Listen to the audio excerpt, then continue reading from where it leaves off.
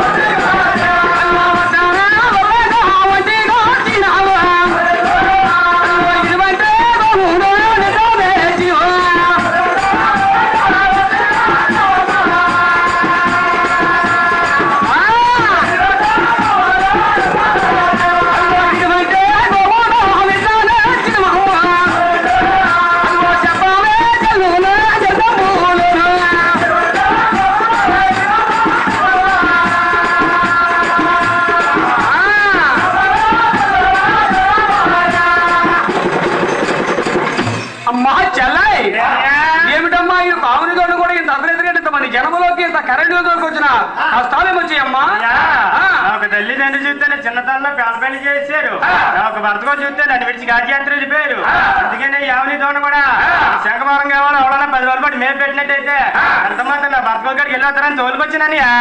అమ్మా, నీ యొక్క తల్లిదండ్రులు చూస్తే చిన్నలో సరిపోయింటావు, నీ యొక్క భర్త గారికి పెళ్ళారు కాజయాత్ర వెళ్ళిపోయింటావు. ఈ యొక్క కావుని తోడు కూడా ఈ యొక్క శంఖవరం గ్రామంలో ఏమన్నా 10 రోజుల పాటు పెడితే నీ యొక్క భర్త గారు దగ్గరికి వస్తారంటావు. మా చెల్లాయి, ఇదిగో నీ కావుని తోడు కూడా ఈ యొక్క శంఖవరం గ్రామంలో చూసిపెట్టాలంటే నీది ఊరేటో, నీ పేరేటో, నీ యొక్క తల్లవో తండ్రో, నీ యొక్క జన్మనామాలు చెప్పాలమ్మా. జన్మనాలు చెప్పకపోతే శంఖవరం కావాలి ఆవులని ఎత్తులేటని. మా చెల్లాయి, ఇదిగో నువ్వు చూస్తే ఆడపిల్లవి, ఇదిగో టైం చూస్తే టైం వచ్చింది.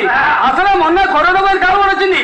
ఈ కరోనా వచ్చిన కాడి నుంచి కూడా పగులు చూస్తున్నావు, మామూలు దూరం కారు నేను 10 రూపాయలు పగులు చూడటం మామూలు పట్టుకెళ్ళావు, పగులు చూడటం మామూలు పట్టుకెళ్ళకి ఉంది. అది కాబట్టి నువ్వు చూస్తే ఆడపిల్ల వచ్చావు, టైం చూస్తే టైం వచ్చింది. ఈ కావు దోడ నీదేనా లేకపోతే ఎవరు నుంచి నిప్పుకొచ్చావు పోయిన విధమ్మా. నీ యొక్క జన్మన మాది పెడితే ఈ యొక్క శంఖవరం గ్రామస్తులు ప్రతి ఒక్కరు కూడా నీ యొక్క ఆవుల దోడ కూడా చాలా చక్కదనంగా వెళ్తారు.